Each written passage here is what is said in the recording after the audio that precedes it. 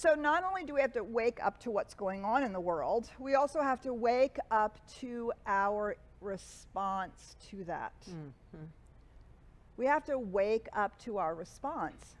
Are we immediately going to blame, shame, somebody ought to do something about this, who's doing this, who's doing it to me, and who's going to fix it? So I've been reading this fabulous book I want to tell you about just for a minute, because I really found it, well, I don't know, I found it inspiring, but the truth is I also found it comforting. So I'm halfway through, so I'm not exactly sure how it ends, but this is a fabulous book. It's not fiction. It's a book called Notes to a Nervous Planet.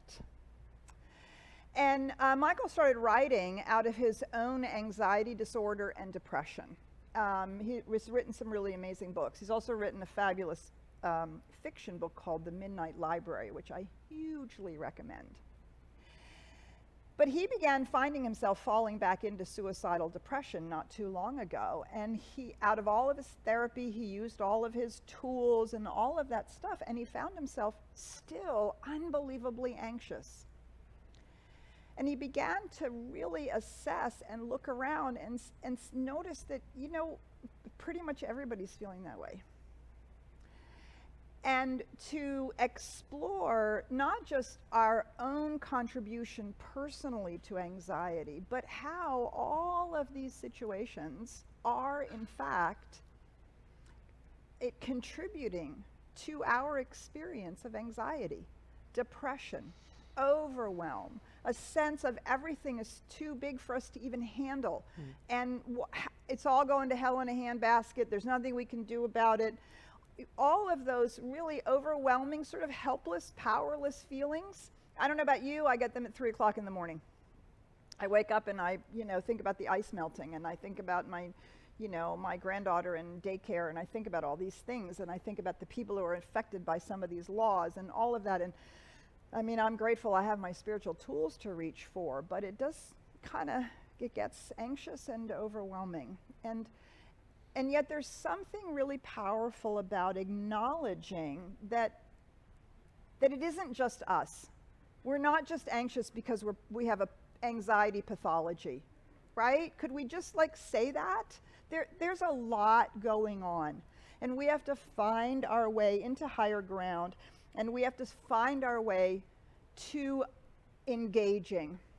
But the first thing we have to do, we have to acknowledge what's going on. We have to wake up to what's happening, and mostly to our own engagement with it. So we've got to first wake up, and we have to engage. So the first thing is to wake up to what we do to stay unconscious. Okay, that's the first thing. The underinformed, the lack of critical thinking, resistance, weariness, blame, like Petra said. We find ourselves avoiding. Do you avoid? How do you avoid? Pretending it's all okay.